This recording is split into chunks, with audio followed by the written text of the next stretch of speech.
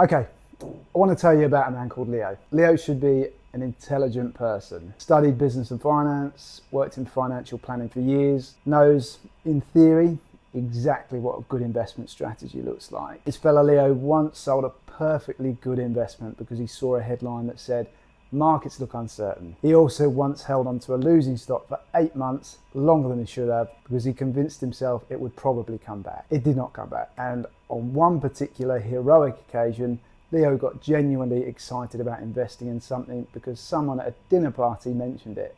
Someone who, it turned out, had got the information from their brother-in-law, who read it in a Facebook group. Leo, for those wondering, is this guy. Yeah, let's go with that, obviously. And the reason I'm telling this is because every single one of those mistakes has a name. They're documented psychological biases that affect every investor on the planet, including the ones who absolutely should know better. Today we're going to talk about the psychology of money, why our brains are genuinely terrible at investing, and what you can actually do about it. Let's go. I'm Leo. Welcome back to Financially Fit Millennial, where we make this stuff simple, honest, and occasionally slightly embarrassing for me personally. Welcome. You've arrived at a good one. If you're returning, legend. Today we're covering the psychology of investing, the mental traps, the cognitive biases, and the deeply human instincts that cause smart, sensible people to make absolutely terrible decisions with their money, including me. There are 5 of them.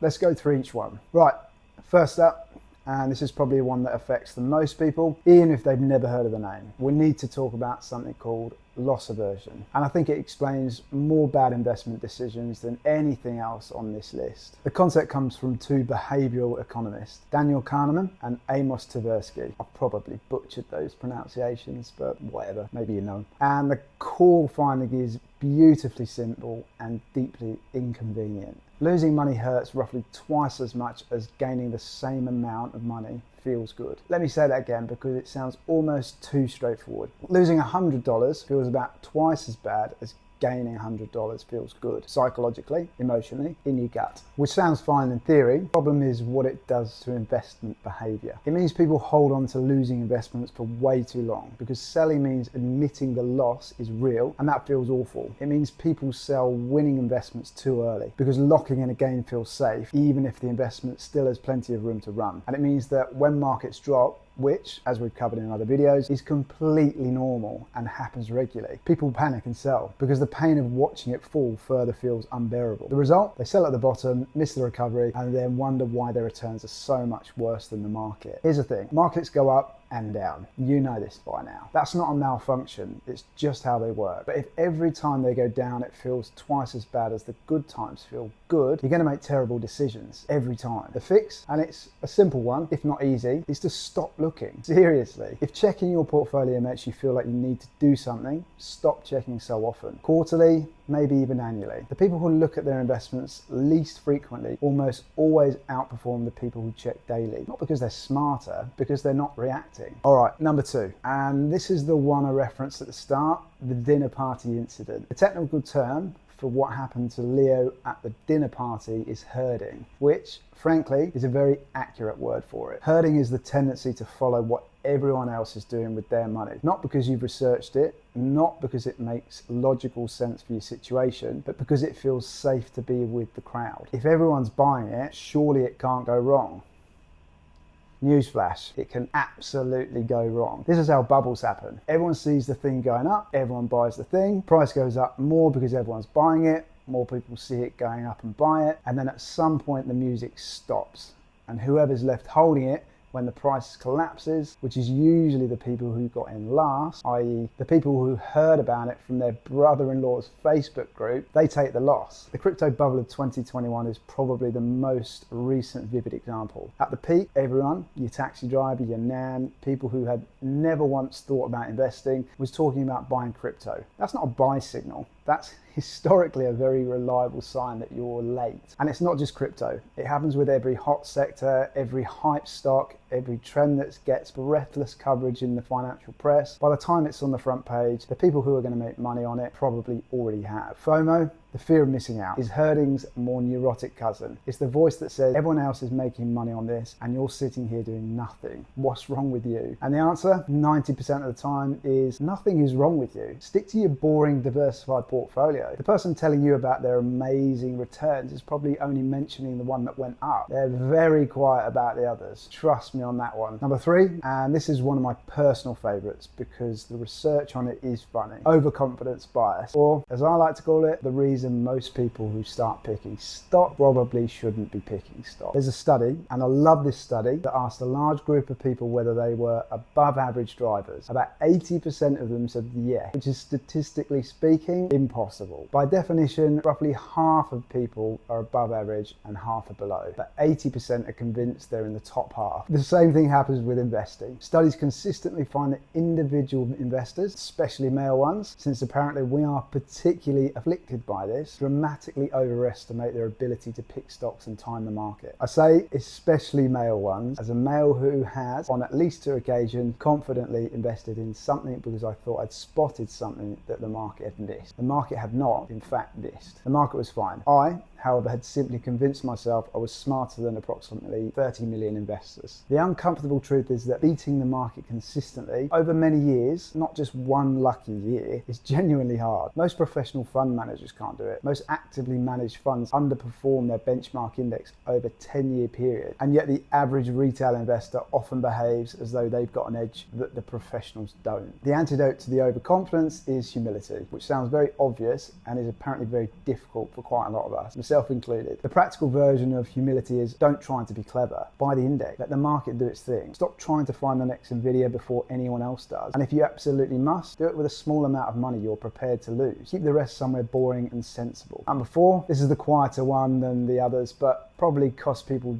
just as much money. It's called recency bias, and it's the brain's tendency to assume that whatever has happened recently is going to keep happening. When markets have been going up for a while, recency bias makes you feel like they'll keep going up. You get optimistic, maybe a bit reckless. You start taking on more risk than your situation actually warrants because everything feels fine and the good times feel permanent. And when markets have been falling, which again is completely normal, recency bias makes it feel like they're gonna keep falling forever into the void until there's nothing left and we're all bartering with tins of beans. March 2020, COVID hit. Markets dropped 34% in 5 weeks. And at that point, I'm going to be honest with you, a lot of people genuinely thought the financial system might not recover. It felt that bad. It felt like the rules had changed. The markets were back at all-time highs within 5 months. The people who sold in March 2020 because it felt like it was never going to stop falling, they locked in their losses and missed one of the fastest recoveries in market history. Recency bias is why people buy high and sell low, which is, as investment strategies go, almost impressively backwards. When things have been going up for ages, it feels safe to buy. When things have been falling, it feels safer to sell. Both of those instincts are the opposite of what actually makes you money. The fix is context. Zoom out. Look at a 50-year chart of the stock market. Every single dip, every crash, every correction, every moment that felt like the end looks like a small blip on the way to a significantly higher point. Perspective is the antidote to recency bias, which is why I keep saying on this channel, zoom out. It's not just a nice phrase, genuinely the most useful thing you can do when markets are doing something scary. And finally, number 5, the one that probably affects people who are new to investing more than any other, analysis paralysis, which is frankly just a fancy way of saying you're overthinking it and you're not doing anything as a result. Here's how it tends to go. You decide you want to start investing. Brilliant. You start reading about it. You discover there are approximately 4,000 different platforms, 600 different fund options, 17 different theories on asset allocation, and a deeply confusing debate on the internet about whether you should be buying accumulation or distribution units, which, by the way, is a real thing that confused me for longer than I'd like to admit. And so you think, I'll just read a bit more first, get a bit more confident, understand it a bit better, and then I'll start, like me with YouTube. But 6 months later, you've read your 4 books, watched 47 YouTube videos, doing this one, and you still haven't invested a single cent because now you know enough to be confused, but not quite enough to feel ready. And the goalposts for ready keep moving. This is not a good strategy. This is procrastination wearing a very convincing disguise as research. The truth is, and I say this as someone who genuinely enjoys reading about this stuff, you do not need to understand everything before you start. You need to understand enough. Enough is, what is an index fund? How do I open a brokerage account? And what's a sensible amount to invest each month? That's it. Everything else you can learn as you go, and you'll learn it faster once you've actually got skin in the game. The cost of waiting until you feel fully ready is real. We've done the numbers on this in other videos. Every month of delay has a price tag, and no amount of reading is going to give you the experience of actually being an investor through a market cycle. That only comes from doing it. Start with something small, start with an index fund, start this week, not next month. The research will catch up. It always does once the money is actually in. Right, so that's the 5. Loss aversion, herding, overconfidence, recency bias, and analysis paralysis. And since I've just spent 10 minutes cheerfully explaining all the ways your brain is working against you, it's only fair I give you something useful to actually do about it. 1, automate your investing. Set up a regular monthly investment and take the decision out of your hands entirely. No decision means no emotional reaction. Dollar cost averaging, which we covered in the last video, is specifically designed for this. Number 2, stop checking so often. If you're checking your portfolio daily, you're giving yourself daily opportunities to make an emotional decision. Weekly at most. Quarterly if you can manage it. Your investments will be fine without your supervision. I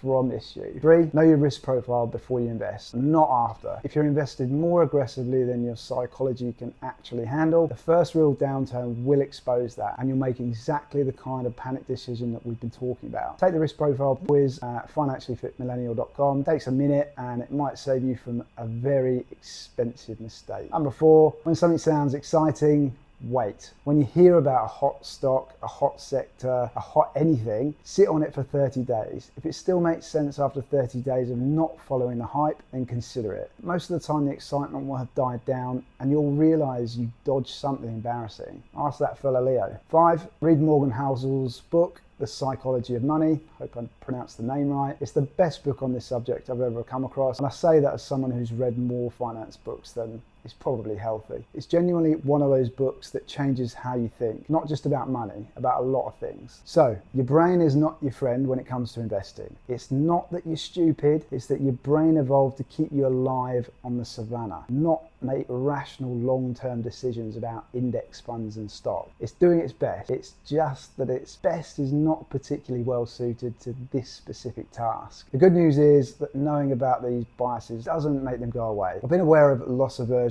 for years and it still gets me occasionally, but it doesn't mean you can catch yourself. You can pause before reacting. You can ask, is this a rational decision or is this just my brain being dramatic? And most of the time, if you're thinking about doing something with your investments because of a news headline or a dinner party conversation or a general sense of dread, the answer is to do nothing, which, as I've mentioned, is a deeply underrated investment strategy. If this helped, share it with someone who needs to hear it. There's always someone in your life who's making one of those mistakes right now. They probably don't know it yet. You can be the person who tells them you're welcome. Drop a comment below. Which of the 5 biases do you think is your worst one? All right, legends, subscribe if you haven't, and I'll see you in the next one.